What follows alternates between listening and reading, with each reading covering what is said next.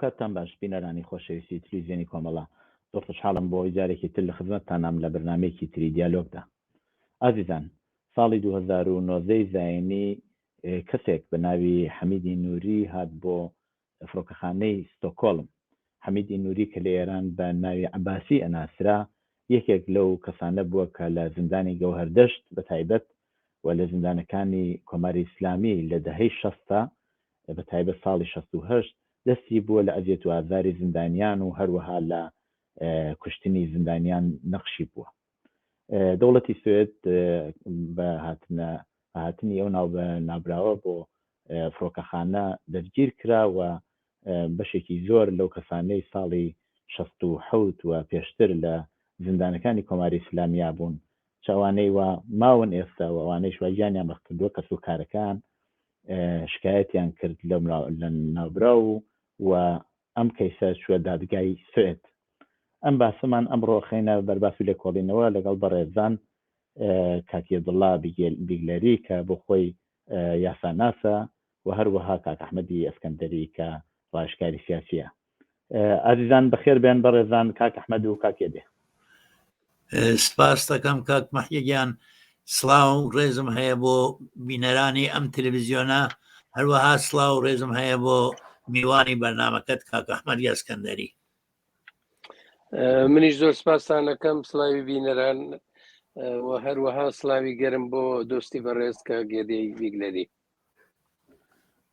کاک ئێدەی گیان با لە ئێوە پرسیارەکە دەست پێ بکەم. ئەم حەمیدی نووریە من پێم خۆشە بزانم چۆن بووە کە دەوڵەتی سوێد توانی بیباتە دادگا، ینی بە پێی چ قەوانین و یا چ تۆهمەتهایەک کە کەوتو بووە پاڵی کرا ئەم کەسە بچێتە دادگا و محکوم کرا گەر بکرێ بە کورتی ئەوە باسکەین جارچینە سەر پرسیارەکان. بەڵێ، چونکە حەمیدی نووری کەسێ بووگە کە جرمەکانی یعنی کردەوەکانی لە ساڵی 67 لە زیندانی گەوهەردەشتی کەرت لە ئێران دژ بە هەم مافی مرۆڤ بووگە و هەم دژ بە قەوانین ئەو پەیمان نامە و نامەگەل بینەملەلی و هەروەها کنوانسیۆنگەلێک کە تا ئەو زەمانە ئیمزا کرابوو. چونکە ئەو شەڕەی کە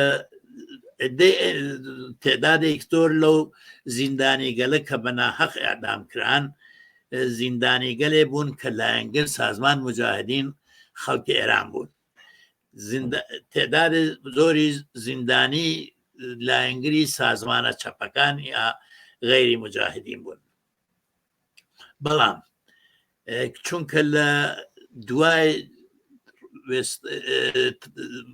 ئاتەشبەسی بین ئێران و عێراق سازمان مجاهدین لە خاک عێراقەوە حمڵێ کرد بە ئێران و حتا تا بازێ لە نەواحی داخڵ ئێران وەک سەرپێڵزەها و کرند و تانزیک شاهابادە غەرب گەیشت. بەو بۆنەوە ئەم شەڕەی مجاهدین لە تەک جمهوری ئیسلامیە جزئێکە لە شەڕی بینەملەلی، چونکە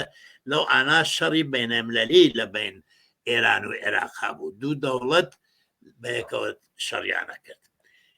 و بەو بۆنەوە هەر وڵاتێک وەختێک کە کەسێک جرمێ جددی دژ بە ئەو مقاولە نامەگەلە، دژ بەو پەیمان نامەگەلە، دژ بەو کنوانسیۆنگەلە بەکاربووە، هەر کام لە دەوڵەتەکان کە ئەو کنوانسیۆنە یا ئەو مقاولە نامە یا ئەو پەیمانە نامەیانە ئیمزا کردووە حەقیان هەیە و بۆیان هەیە کە وارد بن و ئەو کەسەی کە گومان لێکراوە یا متهەمە بەوە کە جنایەتی جەنگی نسبەت بە یعنی جنایەتێک خلافی ئەو مقاولە نامەگەلە مرتەکب بوو بێ حەقیانەس محاکمە بکەن. درست وەکێڵی ئاغای حەمید نووری لە دادگای ستۆکۆلما ئیرادی کرد، ئیرادی کرد بە ئیرادی عدەم سەلاحیەت دادگا کە مەترح کرد و عنوانی مەترح کرد کە حەمید نووری هیچ ڕەبتێکی بە سوێدەوە نەبووە و لێرە هیچ جرمێ مرتەکب نەبووە، بەڵام هەم دادستان عالمانە و هەم دادگا بەڕاستی ئەوەیانە دەرک کرد بوو کەش ئەو ئیعدام و دەست بەسەرکرد ئیعدام و کوشتنی ئەو زیندانیە هەواداری مجاهدی خەڵقە کە مدە زیندانی جان خەریک بوو تەواو بێت ئەمانە وابەستە بە مجاهدین بووگەن، بنابەرئین شەڕەکەی مجاهد و دەوڵەت ئێران لەو فاسڵە، یعنی ئەو شەڕێکە بەناو فرۆغ جاوێدان لە لایەن مجاهدینەوە عنوان کراوە، بەناو مێرساد ئەمەلیاتە مێرساد لەلایەن جمهوریە ئیسلامیەوە عنوان کریا، ئەوە جزئێکە لە هێنی بینەملەلی، بنابەرئین شەڕی مجاهدین لەو شەڕا لە تەک حکوومەتی ئێرانە جزوی شەڕی بینی دەوڵەتەکان مەحسوبە و مجاهدەکانی ئەسیر جزۆ ئوسەرای جەنگی مەحسوبەوەن بەو بۆ ناو دادگای سوئێد و هەر دادگایەکی وڵاتێکی دموکراتیک کە ئەو مقاولە نامە و ئەو کنوانسیۆنگەلنامە ئیمزا کردوێت حەقیان هەیە بۆیان هەیە هەر کەسێ هەر شخصیەتێ هەر جنایەتێکی کردوێت محاکمە بکەن. جا ئەمە ئیمڕۆ اتفاقا سەرمەقالەی ئەسلی داگەزنی هێتریش هەر لەو زەمینە بوو کە هیچ جرم و جنایەتێک ئەلێ مافی مرۆڤ یا ئەلەیهی قەواعدی بینالمللی کە پێژن فۆڵکڕێت لێرە حقوقی بینالمللی پێژن فۆڵکڕێت و جرم ئەلێه فۆڵکڕێت معنای ئەوەسە کە دادگای سوئێد سەلاحیەتی هەست و ئەتوانێ هێنی بکە و ئەمە پەیامێکە بۆ سایر جەنایەتکاران ئێران وەک ئیبراهیم ڕەیسی کە ڕەیسی ئەم حەمید نووریە بووگە. بەڵێ کاک ئەحمەد با بێمە لای ئێوە ئەمە چ تەئسیراتێکی ئەبێت، ینی طبعا ئەمە لە وڵاتی سوێدەمە یەکەم جار نییە، پێشتریش ئەوانەی وا لە شەڕەکانی ڕواندا تووشی یا خەتای جەنگیان کردووە بۆ جرمە گیران و تعدادێک لەوانەی وە لە یوگسلاوی سابقا بەشداری شەڕبوون دیسان محاکمە کران. چ تەئسیراتی کێبێ بۆ وڵاتی ئێران کە لە ئاسی نێودەوڵەتی ئەگەر باسی مەسەلە بکەین؟ من ئەوەی لێ زیاد بکەم کە جگە لە ڕواندا و لە وڵاتانی یوگۆسلاوی پێشوو لە سووریەشەوە تاوانباری خەڵکی سووریەش لێرە و لە ئەڵمانیش گیراون و محاکمە کراون. ئەمانە هەرۆکو کە گەدێ بە دروستی شاری پێکرد بڕێک کۆنڤانسیۆنی بینالمللی هەن، تازەترینیان وابزانم مەگە بە هەڵا نەچووبێتم هی ساڵی 2002 لە ڕۆم کە یاسای وایان داناوە کە دەوڵەتایی دموکراتیک دیارە ئەوانە پابەندەون بەوەی کە ئەگەر کەسێک کە جرمێکی کردووە لە وڵاتێک کە پێشێلکاری مافی مرۆڤ بووە یا هەروەکو کاگەدێ باسی کرد جرمێک عەلەیهی بەشەریەت کراوە، یعنی تاوانێک عەلەیهی بەشەریەت کراوە و حقوقی بینالملل خراوەتە ژێرپا، بەبێ لە بەرچاوگرتنی کات و شوێن و بێ لە بەرچاوگرتنی ئەوەی ئەو کەسە کە گیراوە خەڵکی کوێیە و خەڵکی کوێ نییە و تەبعیەتی کوێیە و کوێ نییە، ئەم دادگایی ئەکرێت و ئەوەیە کە لێرە کراوە. لەسەر ئێران بە درێژایی ئەم ساڵانی ڕابردوو نیشانی داوە کە هیچ کارتێکردنێکی ئەوەی نابێت و تەنها ئەو بە تونند و تیژی جواب بداتەوە. جوابدانەوەی ئێران ئەوەیە کە یەکەم لەگەڵ ژنەکەی قسەیان کردووە وتێتی ئەسەن هیچ کارە نەبوو، هیچ کارە بووە بێتاوانە، لە وەزارەتی دەرەوە کار کراوە. وەزارەتی دەرەوەی ئێران کۆنسولی سووریان ببەخشە کۆنسەری سوێدیان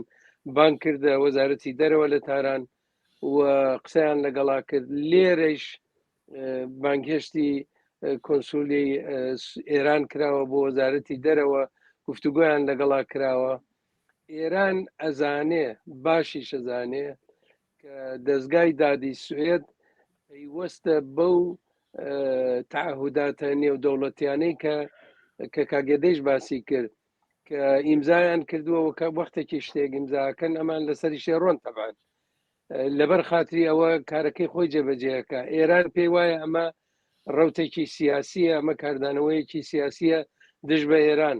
و لە ڕەوەندی دادگاکە ئەوەندەی کە دەگەڕاوە سەر دادیار و ڕئیسی دادگا و ئەوانە دادستان زۆر هەوڵیاندا کە ئەوان هیچ لایەنێکی سیاسی نەگرن کە ڕژیمی ئێران دژ بە مافی مرۆڤ بۆ ڕژیمی ئێران چییە و چی نییە بۆیە ئەم حکومە کە دراوە لە ڕاستیدا حکمێکە دژ بە تاکە کەسێکە بەڵام دیارە تاکە کەسەکە تاکە کەسێکی ئاسایی نییە بەڵکو کەسێکە لە زنجیرەیەکە لە دەسەڵاتی سیاسی ئێران و بە تایبەتی ناوی ئیبراهیمی ڕئیسی سەر کۆماری ئێستای ئێران هاتووەتە پێشەوە کە ئەویش و ئەو سێ نەفەرەکە لە تەرەف خومینیەوە چوون و ئەو وردەکاریانەی کە بینەران ئەیزانن ئەمە بەشێکە لەوە لەو سیستەمە بۆیە ئێران کاردانەوەکانی هەر ئەوەیە کە بەپەلە کەوتوتە گرتنی خەڵکیان گرتووە لە وڵاتانی جۆرا و جۆر و لەواچینە لەسەر و باسە باسەکەین کاکێ دێ من پێم خۆشە دیسان بێمەوە لای ئێوە ئەو سکاڵانەی دراوەتە پاڵ حەمیدی نووری ئەوەی کە باسان کرد لەسەر کۆمەڵکوژیە یا فۆڵکموردی پێڵێن بە سوێدی یا کۆمەڵکوژی و لە لایەکی تری بەشێکیشی قەتڵە بەشێک لەو قەتڵی ئەو زندانیانی سیاسیەی کە پەیوەندیان بە سازمانی مجاهیدینەوە نەبوو بەشێکی هەر زۆری سەر بەلایەنی چەپ و جەریاناتی چەپ و هەڵسوڕاوانی چەپ بوون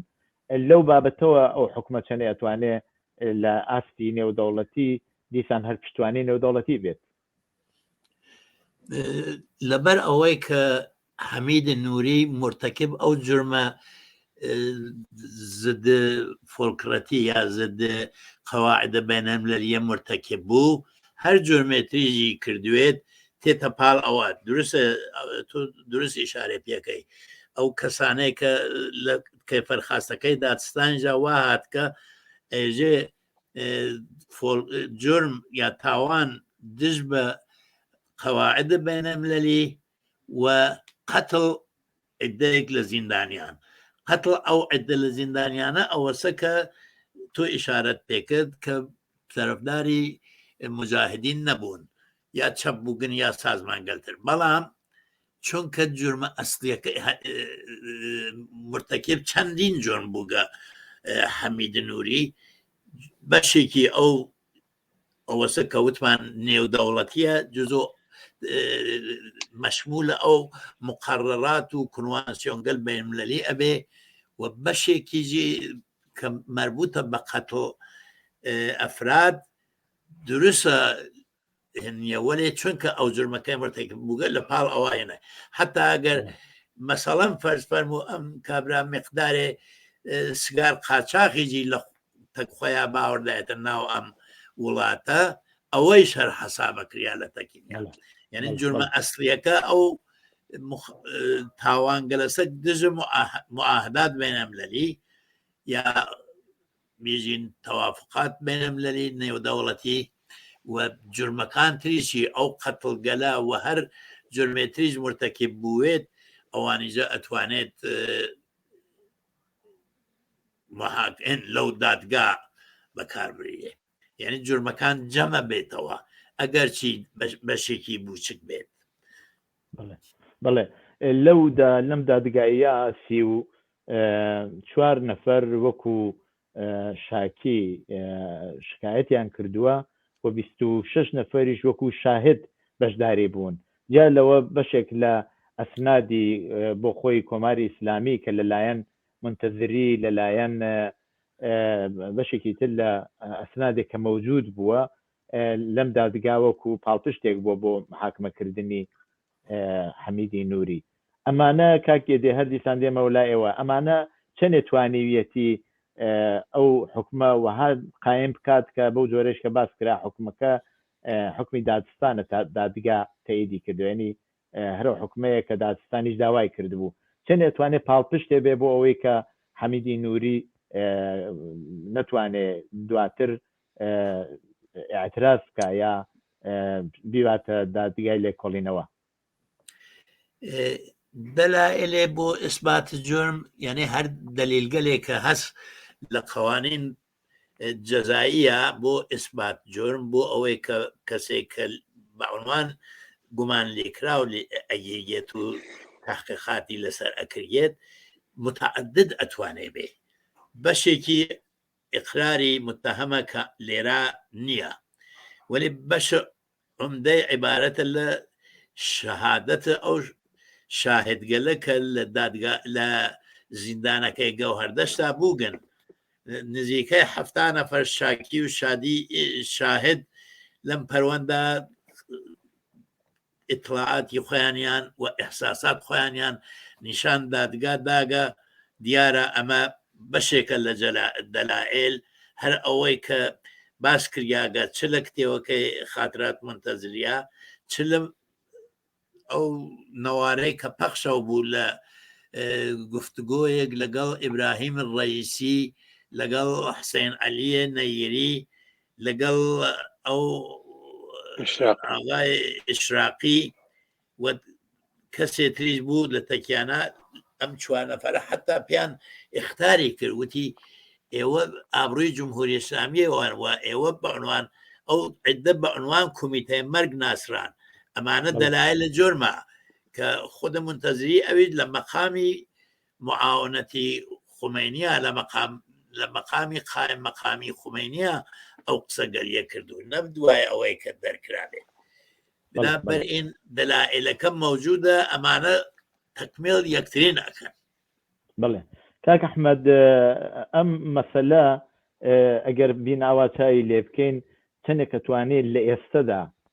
کە کۆماری ئیسلامی لە حاڵی خەریکە دیسان مەسەلەی بەرجامێنێتەوە مەیدان و هەروەکە زانن بۆ خۆشتان لە ئاخری قسەکانە ئیشارەتان پێکرد باسیوەتان کرد کە کۆماری ئیسلامی هەوڵەدا گرتنی بەشێک لە شارومەندانی خەڵکی وڵاتانی ئەوروپایی لە ئێران بەنەوەیەک ئەمانە وەکو دیل بگرێت و بەنەوەی بێ فشار بێنێ بۆ وڵاتانی ئەوروپایی و ئەمریکا و بەخی وڵاتانی تر چەندێک ئەمە ئەتوانێت لەم بابەتەوە تەسیری لەسەر ئەو شەرایەتەی وایە ئێستا کۆماری ئیسلامی تیا قەراری گرتە ببێت. پێشکی پێم خۆشەوە بڵێم کە لەو دادگا ڕەنگە کاگێدێ نەیدی بێ یەکێ لەو شتە سەرنجڕاکێشانە کە من بینیم ئەوەیە کە ئەو کابرا حەمیدی نووری سوکایەتی کردە بە ژمارەیەک لەو کەسانە کە شایەتیان داوە لە دادگا و دادگا بابەتی ئەوەی جەریمەی کردووە یعنی خەسارەتی دیاری کردە بۆ هەر نەفەرێ 40,000 کڕۆنی سوئێت کە کاتە نزیکەی کەمتر لە 4,000 دۆلار بۆ هەر کەسێ ئەوەندە خەسارەتی دیاری کردووە کە ئەگەر محکوم بکرێت چونکو ئەزان خۆمە دادگا حکمی کۆتایی یعنی ئەمە حکمەکە کە ئەتوانێت شکایەتی لێ بکاتەوە بچێتە بە ئیسڵا فەرجام ئەوە یەک دووش شتێکی لە دادگا هاتە پێش کە وەستە سەرنجڕاکێش بوو ئەویش ئەوەیە وەکیڵی حەمیدی نووری اعترازی کرد بە چەند کەس لە شایەتەکان ئەیوت ئەم زانیاریانە کە ئێوە هەتانە هی ئەو کتێبی بیرەوەریانەیە کە خوێندووتانەتەوە نەک ئەوەی کە ئەمە یادەوەری خۆتان بێت و خۆتان لە بیرتان بێ ئێوە کۆمەکتان لەوە وەرگرتووە کە دیارە دادگاکە ڕووک و کاگەدێش باسی کرد بەڕاستی قازیەکانی دادگا زۆر زیرەک بوون زۆر لێهاتوو بوون زۆر شتیان خوێندبووە بۆیە بردیانە پێشەوە لەسەر مەسەلەکەی ئێران و بەرجام ڕاستەکەی من لە دوێنێەوە من خۆم دوێنێ لەبەر دادگاکە بووم کە ڕێیەکەیان ڕاگەیان لە دوێنێەوە کە بینیومە لە هولەندیش پارلەمانی دەوڵەتی هولەند لایحەیەکی داوە بە پارلەمان و داوای کردووە کە لە پارلەمان پەسەند بکرێ ئەمڕۆ دوێ ئێوارە پارلەمان تووشی کێشە بوو لە هولەند لەبەرەوە نەیانزانی بوو مەبەستی ئەم لایحە چییە لایحەکەش پێشنیارێکی دەوڵەتە کە ئەڵێ با ئێمە ئەگەر مجرم بوو تاوانکار بوو لە نێوان یان ئێرانی لێرە یان خەڵکی بلژیک لە ئێران بەڵێ هولەند نا بەلژیک کاک ئەحمەدیەوە وتان هۆلند وڵێ لە بلژیک ببوورە بلژیک بڵێ بتوانین ئاڵوگۆڕیان پێوە بکەین ئیسا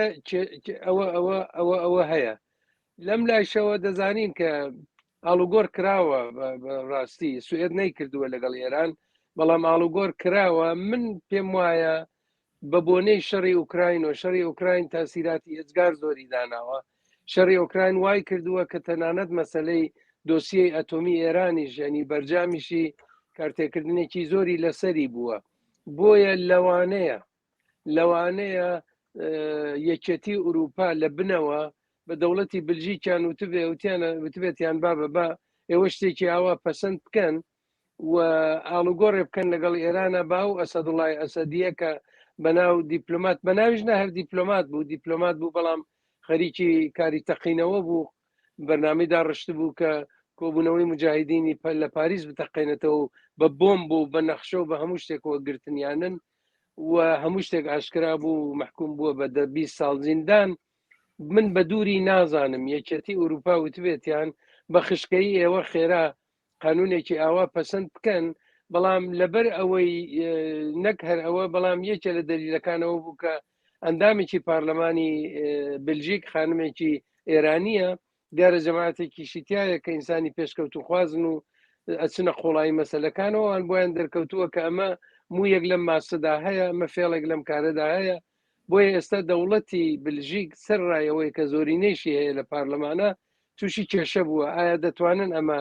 بیکەن بە قانون لە بلژیگیانە ئەوە دیارە معلوم نییە بەڵام من بە دووری نازانم لەبەر خاتری مەسلەی بەرجام لەلایەکەوە چونکو یانەوێ ئێران دەستی ڕانەگا بە بۆمبی ئەتۆمی لەم سەفەرەی ئێستای جۆ بایدنیش بۆ ڕۆژهەڵاتی ناوەڕاست کە چووە ئیسرائیل و عەرەبستان و ئەوە خەریکی سەفەرەکەیەتی لەبەر ئەمەش دەرکەوتووە کە بەڕاستی ئەمریکا پێخۆش نییە شەڕ بکە لەگەڵ ئێران بەڵام بەسراحەتی ڕایگەیاندووە لەگەڵ بەرپرسانی ئیسرائیلی کە بە هیچ لەو نێک ڕێگا نادەن ئێران بێ بەخاوەنی چەکی ئەتۆمی دێگە شەڕیشی لەگەڵان نەکەیت نەیژێڵی بێ بە خاوەن چەکی ئەتۆمی گەمارۆیشی لەسەر بێ ئەبێ ڕێگایەکی تر بدۆزیتەوە یەکێ لە ڕێگاکانی ئەوەیە کە ڕێگای پێ بدەن نەوتەکەی بفرۆشێ و بڕێک پوڵ بگەڕێتەوە ناو خێزانەی دەوڵەت کە بتوانێت ئەو بارودۆخە زۆر خراپە ئابووری و کۆمەڵایەتێک کە ئێستا لە ئێرانەیە بەڵکو جوابێک بداتەوە مەبادا خەڵکەکە ڕاپەڕن بەرامبەری ئەوە لایەک لایەکی تریشی ئەوەیە کە دەبێ لە باری سیاسیەوە بە جۆرێ ڕازی بکەن کە باشە ئەو دیپلۆماتی ئەوە کە گیراوە ئەینێرینەوە ئەیگۆڕنەوە لەگەڵتانە بە شەرتێک کە ئێوەش لەو لاوە ئیمتیازێک بدەن ئەزمموی 42 ساڵی ڕابردووی کۆماری ئیسلامی نیشانی داوە کە ئیمتیاز وەرەگرێ بەڵام ئیمتیاز نادا ئەو کارەکە کە ئەردۆغانێکە ینی فشار ئێرێ کارتی فشاری بەدەستەوەیە لە ژووری دانوستاندنا قەولەدا ئەڵبەتە لەوانەیشە بینوسێ لەسەر کاغەز زۆر شت بنووسێ بەڵام دوای ئەدا بەژێریە بۆیە من پێم وایە بارودۆخی نێونەتەوەیەکە زۆر ئاڵۆزە ئێرانی ژەوازانێ بەڵام فەرقەکەی ئەوەیە کە ئێران بۆ خۆیشی تووشی کێشەی گەورە بووە ناتوانێت نەوتەکەی فرۆشێ و لە بەردەم ناڕزایەتیەکی ئێزگار زۆری خەڵک و تەریکەوتنێکی بینالمللیا بەرەوڕووە بەڵێ کاگیە دێ با دیسان بێمەوە لایەوە هە لەسەرم کەیسی حەمیدی نووریە حەمیدی نووری حکمی هەتاهەتایی یا ئەبەدی پێدرا پێم خۆشە ئەوەڵ بۆ بینەران باس کرێ لە وڵاتی سوێد ئەم حکومە ماوەکەی چنێکە ئەوە یەک دوای ئەویشە مەسەلەکە ئەوەیە کە ئەم حکومە چەندێک ئەتوانێت بەڕێوە بچێت ینی مەبەستەوەیە کە جیا لەویشەکە و حکومی پێدراوە گوایە دەری شەکرێت لە وڵاتە لەم بابەتەیشەوە گەرەکرێ زانیارێک بە بینەرانی بەرنامەکە بدە ئەوەی کە حەمید نووری محکوم بووگە بە حەبسە ئەبەد لە سوئێدا بووگە یعنی ڕەویە قەزاییان قەبلەن بووگە کە حەبسە ئەبەدیان خود بە خود وەکو 20 ساڵ ناسیگە و لە زەرفت 10 ساڵ ئەگە کەسێک 10 ساڵ یا زیاتری کێشاوێ زیندان بووگە کە ئازاد کراوە بەڵام ئەمە ممکنە لە مۆرد حەمید نووریە و ئیجرا نەوێ ئەلبەتە دادگای بانتر ئەتوانێت تاعیم کا کە ئەم حەبسە ئەبەدە بۆ هەمیشە بێ وابزانم بۆ ئەو قاتڵەکەی خانم ئانالیند ئەو کاریانە کردیانێت لە حکومەکە هاتوو کە قابلە تەبدیل نییە وەختێکە مەسەڵەن فەرزکە ئەگەر نیمەی کێشا ئەو نیمەکەی پێ عەفو بکەن. بەرحاڵ ئەلئان تا ئەلئان وا دیارە کە حەبسە ئەبەدە بەستگی بەوە هەست کە ئایا لە دادگایبان ترا ئەم حەبسە ئەبەدە تەعیید دەکرێتەوە یانە، چون دوو مەرحەلەی ماگەهێشتا، مەرحەلەیەکی مەرحەلەی پەژوهێشیە یا ئیسینافی یا تەجدید نەزەر ئەوە ئەچێتە هوڤرەتن و مەرحەلەی بانتری لەوە ئەگەر لێنەجار حەمید نووری ناڕازی بێ لە حکوم ئەوان ئاعتراز بکە یا دادستان ناڕازی بێت و ئاعتراز بکە ئەڕوێتە دیوان ئاگەری کشوەر یا دادگای بەرزی سوێد، ئیتر دادگای بەرز تەشخیصیا. بەڵام ئەگەر ئەم حکومە ئاوا بمێنێتەوە احتمال ئەوە کە تا دوای 10 ساڵ مەرەخەسی بکەن یا عەفوی پێبەن ئەوە هەست. باشە ئەوە لە کاتێکایە کە ئەو تووشی هیچ خەتایەک نەبوو بێت، مەبەستەوەیە کە ئەو تەجدیدە نەزەرە یا ئەوەی کە حکومەکە کەمەکەنەوە هینی ئەو کاتەیە کە ئەو کەسە لەو فاصڵە تقریبا لەگەڵ هاوکاری کردبێ لەگە دەوڵەتە کێشەی ساز نەکردوێ بۆ شێوە چوێتە پێشەوە ئینا هەرە و 20 ساڵەی پێدەن قاعدە تەنوان یەکایدێ ئەنی چۆنە ئەخر نا مەسەڵەن ممکنە حتا هیچی پێش نەی نە جرمێتر مرتەکب بێ نە فرێج باش بێ، یعنی لە زیندانە عادی بیگوزەرنێ دوای ماوەیەک ممکنە بەرعەفو بکەفێ بەر ئازادی بکەوێت. بەڵام وەلێ ممکنە دادستان یا دادستانی دادگای ئیسینافی یا دادگای یا دیوان عالی کشوەر داوا بکە کە بێزێ ئەم شخصە مورد عەفو قەرار نەگرێت لە دوای حتا 30 ساڵ تریش ئەگەر ما وەلە زیندانە بێ. ئەوە بەستگی بە شەرایط داهاتووە، بەستگی بە ئەلعان نییە کەمنیان پێشبینیکە. بەڵام پێشبینیەکەی ئەوەیە کە لە قانون سوێدا هاتکە کەسێک کە محکومەیە بە حەبسە ئەبەد دوای چەند ساڵ دیارە کەمتر لە 10 ساڵ نییە ئەتوانێت بکرێت و بەربێت لە زیندان. بڵێ کاک ئەحمەد بە دیسان بێمەوە لای ئێوە لە ماوەی ئەم 40 چەند ساڵە 42 ساڵە کە کۆماری ئیسلامی لەسەر کار بووە بەشێکی زۆر لە شارۆمەندانی وڵاتانی ئوروپایی و ئەمریکایی و کانادایش گیراون و تۆمەتیان خراوەتە پاڵ. بەشێک لەمانە دوو تابعیەتی بوون، یعنی هەم ناسنامەی ئێرانیان بووە و هەم ناسنامەی ئەو وڵاتی واتیە وڵاتی دووەم کەتیایە ژیاون. لەوانە مەسان فەریبای دڵبەخای تایە، لەوانە ئێمە توانین شاروەندێکی تەوان هین بوو فەریبا فەڕەنسەوی ئێرانی بوو. هەروەتر ئێمە باسی ناڵی ئارینەکەین شاروەندی فەڕەنسەوی کە 2018 گیرا بە جرمی ئەوەی کە غیرە قانونی واردی وڵاتە بووە. دیسان ئێمە هاوڵاتیانی ئەمریکایی تعدادێکی زۆری گیراون کە لەوانە کە شاروەندی هەم ئێرانی ئەمریکایی بۆ ڕزا شاهینی توانین ناو ببین، یا مەسەلەن کەسانی کە وەکو سیامەکی نەمادی و ئەمانە هەموو زۆر بوون. کۆماری نمونەی هێزگار زۆرە بەداخەوە بەشێک لەوانە هەر لە خودی لە زندانە دەلایلێک کە کۆماری ئیسلامی و توێتی ئەمانە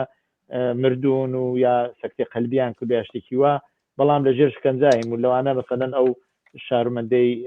ئێرانی کانەدایی کە وەکو ژینگە پارێز لە ئێرانە چ بوو بۆ ئێران کەەوە بوو لە زنداناتیا چوو. کۆماری ئیسلامی ئەم چییە بۆچی بەم شێوەیە لە خەڵک ئەو خەڵکی وا چنە ئەوێ ئیسا یا داوەتە کرێن یا بە هەر دەلیلە چوونەتە ئەوێ وەکو گرەوگان وەکو دیل ئەیگرێت و خەریکە مەعاملەیان پێکە. مەسەلەکە چییە؟ ئایا واقعاً خەڵک بێ بوێرم چنەوە بۆ ئێران یا هەرو جۆرێش کە باسکران پێویست تویانە نابێ بچن بۆ ئێران خەڵکی وڵاتانی ئوروپایی بە تایبەت سوێت؟ دەزانی مەسەلەکە ئەوەیە کە ئێران و زۆر وڵاتی تریشان هەر ئێران تەنیا نییە، تورکیش بەنەوەی لەوانەیە، بەڵام ئێران بە تایبەتی ئیسفاداکە لەو شتانەی کە لە ئەوروپا و لە وڵاتانی دەرەوە گرنگی پێدرێ و ئێران هیچ بۆی گرنگ نییە. ئەویش ئەوەیە کە ئەگەر کەسێکە شارۆمەندی هەر وڵاتێکی ئەوروپایی بێت ئەگەر لە جێگایەک گیرا بێت یا عەزیەتی بکەن یا شتێک بێت دەوڵەتەکە خۆی بە خاوەنی ئەو شارۆمەندانە ئەزانێ و دەچێ دەیانێنێتەوە. ئەو تا دەبینی بە میلیۆنان ئێرانی سەرگەردانن لە وڵاتانی جۆرا و جۆری لە ئەفریقاوە بگرە هەتا ئاسیا و هەتا زۆر شوێنی تر داوای پەناهندگیەکەن، ئاوارن، بێکارن، پەناهندگییان لە هیچ کوێ پێ نەدراوە. ئێران هەر دەربەستیش نییە و خۆیشی ناکە بە خاوەنیان. لە وڵاتانە وانە ئەم وڵاتانە خۆیان بە خاوەنی یعنی خۆیان بە خاوەن مافی ژیانی ئەو کەسانە دادەنێن و بۆی ئەوەندەی بۆیان بکرێ پشتیوانیان لەکەن. بۆیە ئێران ئەمە ئەزانێ وەختێکە مەسەلەن کەسێک چووەتەوە دایکێکی پیری هەیە یا باوکێکی پیری هەیە لە ئێران چۆتەوە بۆ سەردانی لە زانکۆیەکی ئەمریکا تەدریسی کردووە، ئەیگرێت ئەزانێمە کەسێکی ناودارە و مهمە و ئەیگرێت کە وڵا هاتووە بۆ جاسووسی دیارە عزیەتی شەکەنەوەی بەنە تەلەڤیزیۆن و ئەویش پای کەوتووە و تێتی بەڵێ من بۆ جاسووسی هاتووم. لەبەرەوە تەماشا کردووە تەنها ڕێگای ئەوەی کە ڕزگاری بوێ ئەوەیە کە ئیقرارکە، ئیقراری کردە و دوای هاتەتە دەرەوە لە ئیقرارەکەی وتێتی بە زۆر لێم گیراوە. مەسەلەکە ئەوەیە لە مەوردی تریشا بووە بۆ ئەمریکایەکان و بۆ کانادایەکان چەند نەفرێک هەیە کەس بۆ ئازادیان کردووە، کەس بۆ لیان داوە. ئەو خانمە ناوەکەیم لەبیر نییە لە منەمازی زەهرا کازمی، بڵێ زارا کازمی، سپاس. بڵێ زارا کازمی مەسەلەن خەریک بوون لە زیندانێک و ئەیان گواستەوە بۆ زیندانێکی تر لیاندا و کە لیاندا مردی تر مردوو. ئەوە هەرایکی زۆری بەرپا کرد لە بینی کانادا و ئێرانە. لە بۆ ئەگەر بگەڕینەوە بە تایبەتی باسی ئەو ئەسەدوڵڵا ئەسەدیم کرد کە چۆن بۆ ئێستا لە بلژی گیراوە، بەڵام بۆ ئێرە بۆ سوئێد کەسێکیان گرتووە بە ناوی حەمید ڕەزا جەلالی. حەمید ڕەزا جەلالی ئێرانیە، محەممەد ڕەزا بوورە، بەڵێ ئەحمەد ڕەزا، سپاس. ئەحمەد ڕەزا جەلالی لێرە کابراایکی پسپۆر بووە و لە زانکۆ بووە و بە داوەتی زانکۆیەک لە ئێران چووەتەوە و لەوێ خەریکی کارەکەی خۆی بووە کە زانیویانەمە کەسێکی قەڵەوە هەڵبەدەوە بڵێن ها 2 ساڵ پێش گیرانی 2 ساڵ و نیو پێش گیرانی حەمیدی نووری ئەو گیراوە لە ئێران. ئەمە یعنی هیچی بەسەر ئەمەوە نییە. بەڵام نەزار کە ناوەکەم لە بیرە چێتەوە ئەو کابرا لوبنانیەکەی شەگەر گیرا کابراایکی زۆر وشیار و تێگەیشت و پیاوێکی زانستیە، ئەویش داوەتی بەڕست داوەتی ڕسمیەکە لە زانکۆکان لە لوبنانەوە هەڵساچوو بۆ نەزار زەکا، بڵێ نەزار زەکا، سپاس. ئەویشیان ئەگەرگرت ئێستا زۆر جار ئەگەر کەسێکە گرن و لەم ئاڵوگۆڕانابێ هێنە تەلەڤیزیۆن قسەی لەگەڵاکەن. ئێران ئەزانێ ئەم کەسانە گرنگن بۆ ڕۆژاوە و ئەزانێ و خۆشی بەردەوام خەریکە تێرۆریست و لەمانە ئەنێرێتە دەرەوە. وەختێ لەم خەریکی ئەم کارانەیە دایمە ئێمە خۆ نازانی ناگەمان لەوە نییە زۆر پێش ئەوەی خەریک بن کارێکی تەرۆریستی بکەن پێش زەمینەکە ئامادەکەن. بە دووری مەزانە جیرانی ئەحمەد ڕەزا جەلالی پێش کە تەبعەن ئەوە لەو وەختەدا بوو بێت کە بەرنامەی ڕشتنی ئەو کارە تێرۆریستی بەرامبەر مەموجاهیدین لە پاریس قەرار بوو بیکەن گرتویانە، چون ئەوان خەریکی ئامادەکردنی ئەمە بوون. دوایی کە ئەویان نردووەتە دەرەوە وتیان ئەگەر شتێ پێشات ئەوەمان هەیە، چون ئەو کەسێکی بە ئیسلاح قەڵەوە و توان لەگەڵ یەکێتی ئوروپا ئاڵوگۆڕی پێ بکەن. بەڵام دەزانین چۆنە دەبێ شتێکی تریش بڵێم ئەویژەوەیە کە لەلایەن سوئێدیشەوە وڵاتانی ئوروپایشەوە کاری خراپ کراوە. ساڵی 2001 دوای 11 سپتامبر ئەو وەختەی کە دەوڵەتی ئەو وەختەیش دەوڵەتی سۆسیال دموکرات بوو، خانمێکی زۆر کە ناوەکەیشی هات زۆر بەڕاستی نازەنین و بە تایبەتی لایەنگری کورد و ئینسانێکی زۆر باش وەزیری دەرەوەی سوئێد بوو. بەڵام ئەویش ڕازی بوو 2 نەفەر میسریان گرت تقریبا 3 مانگ دوای 11 سپتامبر دەوڵەتی ئەمریکا فشاری هێنا 2 نەفەر میسری دەستنیشان کردوتی ئەمانە خەتەرن، ئەمانە گرێدراوی 11 سپتامبرن، لەگەڵ ئەلقاعیدە پەیوەندیان هەیە و ئەمانە مەترسین لەسەر ئاسایشی میلی ئەمریکا و ڕۆژاوە. بۆیە تکاتان لەکەین بینێرنەوە بە دزیەوە شەوێ بردنیان لە فڕۆکەخانەیەک لێرە لە نزیکی شاری ستۆکۆلم بە ناوی فڕۆکەخانەی برۆما سواریان کردن و نردیانەوە دوایی بوو بە ئیفتزاحێکی گەورە لەبەرەوە ئەلبەتە قەولیان میسری بوو نردنیانەوە بۆ میسر قەولیان لە میسر وەرگرت بوو کە ئەعدامیان نەکەن کە نەشیان کرد بەڵام دوایی هەردووکیان دەرکەوت دەشکەنجە کراون یەکیان ژناڵەکەی لێرە بوو ئەوی تریشیان دوایی هەردووکیان گەڕانەوە ئێرە خەسارە و شتێکیان پێدرا بەڵام ئیتر معلوم بوو کە کارێکی خراپیان کرد مەبەستمەوەیە کە وانییە کە نەکرێ بەڵام بەڕاستی ئەم کەیسی حەمیدی نووریە کەیسێکی زۆر ئاڵۆزە و بڕێک جیاوازە تەنانەت کەیسی حەمیدی نووری جیاوازە لەوەی ئەسەدوڵڵا ئەسەدی چون ئەو خەریکی ئەنجامدانی کارێکی تەروریستی لە پاریس بووە ئەم ساڵی 16 ئێران ساڵی 1970 تاوانی کردووە لە ئێران بڵێ کاکی دێ بەو جۆرەوە کاک ئەحمەد باسیەکە ئەڵێ کە جیاوازە وەکیلی حەمیدی نووری وتوێتی کە ئەمان یانەوێ ناڕەزایەتی دەربڕن بەو حکومەی دادگا کە حکمی هەتاتایی سپێنراوە بەسەر حەمیدی نووری ئەوە چەندێک ئەتوانێت بچێتە پێشەوە ئەو یاعتراز بەو حکومەوە ئەمە بچێتە دادگای ناوەند بەستگی بەوەسە کە وەکێڵەکەی چۆن ئاعتراز بکە وەکێڵی حەمیدی نووری دیارە سەفارەتیش ها لە پشتی و لە وەکێڵگەل بەرزەستەی تریش ئیسفاداکەن بەڵام بەستگی بەوە هەست چ ئستدلالێ بکرێت الآن استدلالگەل دادگای سوئێد قویە تا حدودێ یعنی من کەیفەرخاستەکەم خوێندەوە وەێ ئەلان هێشتا حکومەکەم نەدیوە بە تەواوی چون حکومەکە دیارە ئیشارەی کردووە بە گروندی قەزیەکە بەوەی کە چ دەلایلێ مەترح کراوە چ دەلایلێک هەست ئەوانە منتەها الآن لێرە ئەو نیامەشێ قەدردانی بکە لە دوو شخصیت کە لە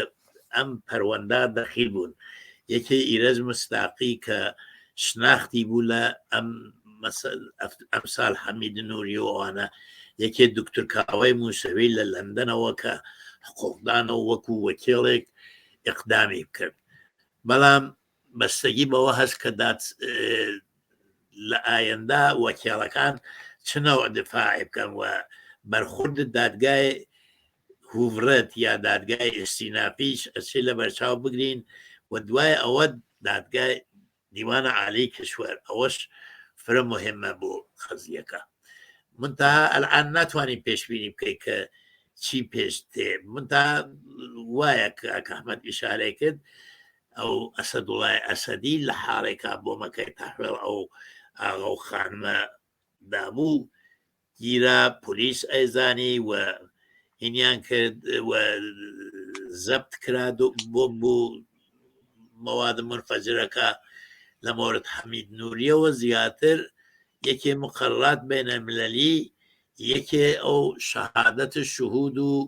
شاکیەکان و یەکێ وەزعیەتە کولیە دادگاکانە ئێران هێنما کرد حەمید نووری حتا ئەژێ من لە هێنا بووگەم بێستوە وەختێ بووگە مناڵەکەم هاتکە دنیا و من لە مەرەخەسی زایمانی خانم ما بووگەم منتەها ئەوە قبول نەکراوە لێ چونکە شاهدگەلێک کە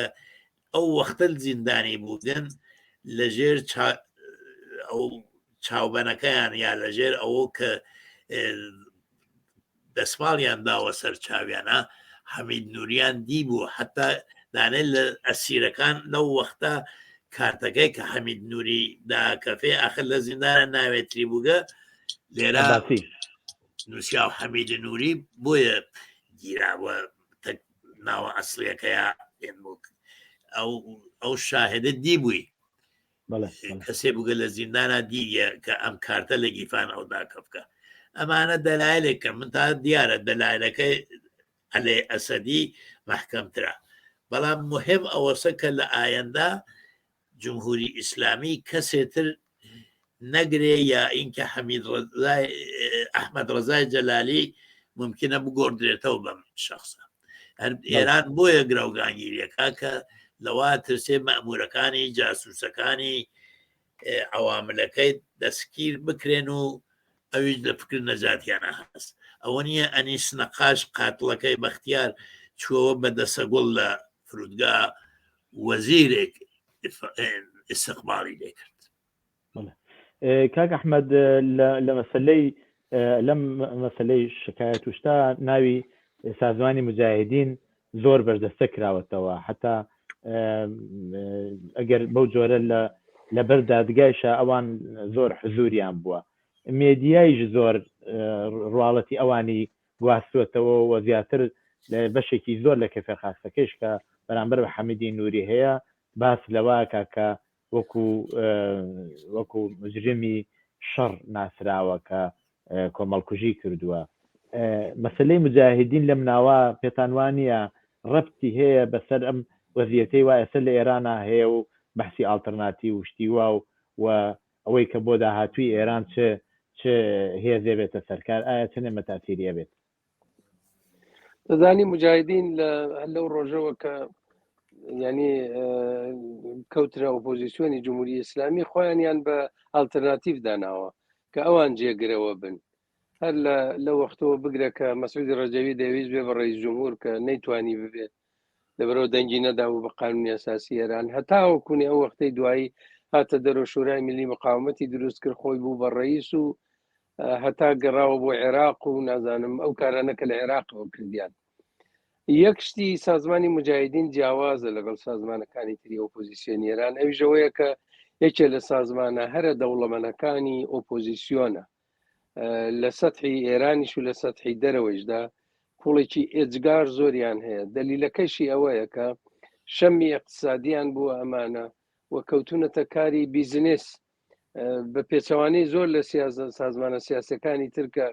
ئەو کەسانەی کە خەریکی کاری سیاسی گەرم و گوڕبوون هەر ئەوانە بەعزە کارێکیان کردە و نەزام حەقی ئەندامەتیان کۆ کردوێتەوە ئەوان وایان نەکردووە ئەوان بەشە لە سازمانەکانتیان ئێوە حەقتان بەسەر کاری سیاسی و نەبێ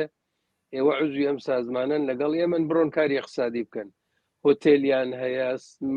ماڵیان گرت هەیە کە ئیدەن بکرێ ینی لەو ماڵانە کە مەسەرەن خانووی چەند تەبقە ڕستۆران هەیە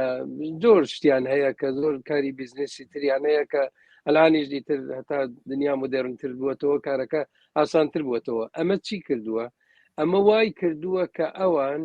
لە پۆڵ ئیسفادەیان کردووە بۆ دەستڕاگەیشتن بە کەسانی ناودار لە دنیا و ئەو ئیستلاحەکە بە زمانی ئینگلیسی پێڵێن لۆبی دروستەکەن لۆبی بریتە لەوە کە ئەچن خەڵک دەبینن خەڵکانی ناودار ئەلبەتەس لە سەناتۆری ئەمریکاییەوە بگرە هەتا سەناتۆری فەرانسە و نازانم هەتا لۆردی ئینگلیستان و هەتا خەڵکی تر لە وڵاتانی تری ئوروپایی داوەتیانەکەن بۆ بازێ جێگایە پوڵی باشیان پێدەن و ئەمانە وردە نزیکیانەکەنەوە لە خۆیان کارێکی وایان کرد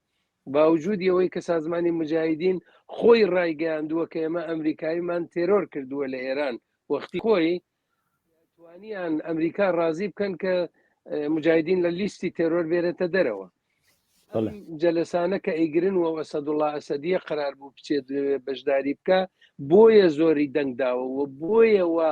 کەوتنە شوێنی لەبەرەوە عیدەیەکی زۆر مهم یەکێ لەوانە ڕاوێژکارەکانی ئەو کابرا کە دوایی بوو بە ڕاوێژکاری ترامپ لەوێ سخۆڕانیە کرد یعنی بەڕاستی ئەگەر ئەو تەقینەوە ببوایە و ئەگەر خەڵکیان بکوشتایە خەڵکی مهم لە وڵاتانی جۆرا و جۆر ئەس جوڵە ئەمریکایش ئەکوژرا بۆیە مجاهدین پۆڵی زۆریان هەیە کەسیان تەرخان کردووە بۆ ئەم کارە ئەوان کارێکی وایان کرد لەبەر ئەوە ئێستا ئۆردوگایەکی تازایان هەیە ترزان لە ئالبانی لەبەرەوە ئیجازە نەبوو ئەوانیان کە لە ئالبانی لەوانە بوو بیشتر سنەگەر بێنە دەرەوە لە ئالبانی ئیتر نەگەڕێنەوە ئەو ئۆردوگا ئەمان هاتن دادگاکەیان برد بۆ ئالبانی و لەوێ ماکێتێکیان دروست کردە و ماکێتەکە لە هەموو تلویزیۆنەکانە ئەبینرێ دوێنێش کە لەبەر ئەو دادگا خۆپیشاندان بوو معلوم بوو ئەو جێگانە کە ئەوان گرت بوویان جێگای وایان گرت بوو کە مەسەلەن ئێمە کە جەماعەتێ بۆ چووینە سەرەوە لەسەر پێشرکردنی مافی مرۆڤ لە کسەر کوردستان اعترازمانە کردو ئەوانە بەڵێ ئالەو جێگا کە ئێوە تەسویرەکەی نیشانەدەن ئەوان هەر پاڵیانەدا بە ئێمەوە کە ئەمە جێگای ئێمەیەوە بچن بەو لاوە لەو لاوە بوێسن و معلومیش بوو ئەم کەسانە لە شارەکانی جۆرا و جۆر و تەنانەت لەوانەیە لە وڵاتی جۆرا و جێریشۆ هاتبێتن بۆ ئێرە چونەوە ئەوە زانراوە لە مجاهدینە بۆیە مجاهدین ئەوەیان هەیە و هەڵبەت کەسانێکیش هەن کە قسەیان زۆر ئەکەن. من دوێنێ لە تەلەڤیزیۆنی سوێد کە گوێم لە ئێرانیەک بوو هێنابوویان لێرە مامۆسای زانکۆیە تەفسیری ئەکرد، ئەویش هەر باسی مجاهدین یەکە ڕاستە وەکو کاگەدێش بە درستی ئیشارەی پێکرد بەشێکی زۆری ئەوانەی کە ئەدام کراون مجاهدین بوون. سەر ڕایەوەی چ بیر و باوەڕێکیان بوو بێت ئەوانە ئینسان بوون و ئەوانە ئەبێ وەکو ینی وەکو ئاوا چاویان لێ بکرێن نەک ئەوەی سەر بە سازمانەکەن. بەڵام ڕاستیەکەی ئەوەیە کە خەرجێکی زۆریان کردووە و چاویان لەوەیە کە ئەوە باسان کرد، چاویان لەوەیە کە خۆیان بە ئالتەرناتیڤێکەزانن و دیارە لەم لاولۆلاشۆ پەیوەندیان بووە لە ئێرانی شایانە لە بیرمان نەچێتەوە کە یەکەم زانیاری لەسەر ئەو سایتانەی ئێران کە خەریکی پیتاندنی یۆرانیۆمن مجاهدین دایان بە ئەمریکایەکان و لە ڕێگای ئەوانەوە بوو ئەم زانیارانە کەوتە دەست ئەمریکایەکان. بۆیە ئەوان خۆیان دایمە بە ئالتەرناتیڤ بەزانن. بەڵام من پێم وابێ نزیکەی 25 ساڵ لەمە بەر لە ڕادیۆیەک لێرە قسەمە کرد لە منیان پرسی وتم ئەگەر مجاهدین بێنە سەرکار فەرقێکی ئەوتۆیان نابێت لەگەڵ جمهوری ئیسلامی ئێران. ئەوان بە ئاینەکان شیعەن لەو نەوع شیعی کە جمهوری ئیسلامی هەیە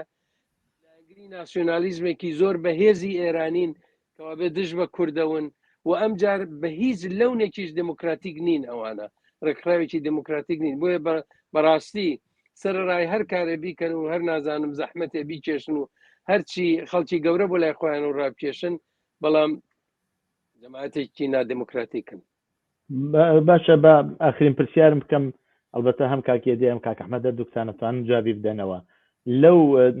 کێفەرخاسا کە هاتووە باسیەوەی کردووە کە مجاهدین هاوکات لەگەڵ حکوومەتی عێراق لە جبهەیە کا دژ بە ئێران شەڕیان کردووە و ئەو کاتەیە کە کاکێدێ بە وردی لە شەڕەکانی باس کرد. دەی ئەوە چنێک مثبەتە بێ زۆر منفی بێ بۆ مجاهدین کە لەگەڵ حکوومەتێکە بێت کە ئەمریکا ڕووخانیەتی و دیکتاتۆرێکی نازان جەنایەتکار و حکوومەتی سەدام بوو. ئەوە ئایا چنێ مثبەتە بێ کاکێدێ ئەگەر بکرێ ئێوە بە کورتی جوابی بدەنەوە کاک ئەحمەدی شەگەر زانیاری زیاتری بێت لە خزمەتیان فەرمووکایە دێ. لێرە لەم محاکماتە ئەوە بە زەرەر مجاهدین تەواو بوو، چونکە وتیان ئەو مجاهدگەلە کە لە زیندانا بوون و زیندانی بوون و ئیعدام کران بە دەستوری خومینی کە دوای ئەو عملیاتی فروغ جاوێدان یا عملیاتی مرسادە لێنا ئەو بە بۆن مجاهدینەوە بە بۆن وجود مجاهدینە و لەو زیندانگەلا ئەم بەشی فۆلکڕەت یا بەشی پەیمان نامە نێونەتەوەیەکان مهم کراوە وەیلا هەمین نووری ممکن و ئەسەن کاریان بەسەریەوە نەوێت، چونکە ئەوە تەسیرێ گەورەی بوو لەسەر گرتن و زیندانیکردنی حەمیدی نووری. منتها ئەوە ئیمتیازی خود مجاهدین نییە،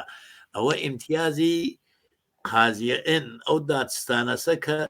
توانەی ئەو ئستدلالە بکات و دادگایش ئەو ئستدلالای قبول کرد. اتفاقا من پێم وایە لێنا مصداقی و موسەوی کاوای موسەوی لە لەندەنە و تەسیریان بوو لەو هێنا و مصداقی خۆی زد مجاهدینە و مجاهدینیش ئەو بە زدە خۆیان هەناسن. بڵێ کاک ئەحمەد ئێوە لەم بابەتەوە من وەڵا بە کورتی ببوورە دوو شتی تر هەیە حەزەکەم بێڵێم ئەزانم وەختەکە خەریکەتەوە بێ بڵێ دام نابوو بێڵێم. یەک ئەوەی بە نەزەری منێما بێ مەمنونی سیستمی قەزایی سوئێد بین، چونکو زۆر ئەویسترێ جەماعەتێکی زۆر ڕەخناگرن لە دەوڵەتی سوئێد کە دیارە هەڵی زۆرە بەتایبەت دوای ئەو ماجراکە لەگەڵ تورکیە و ناتۆوانە هاتە پێشەوە. بەڵام بەڕاستی ئەبێ مەمنونی ئەوە بین کە ئێمە لە وڵاتێکی دیموکراتیکە ئاژین و ئەم دیموکراسیە لە وڵاتە وای کردووە کە کەسێکی بەو جۆرە ئێرن لێرە ئەو هەموو ملیۆن کڕۆنەی لە تێدا خەرجەکەن لەم دادگا بۆەوە کە مەحکەمەیەکەوە بکرێ. ئەوە یەک. دووهەم بە بۆچوونی من یەکێ لە کاریگەریەکانی ئەم دادگا ئەوە بوو کە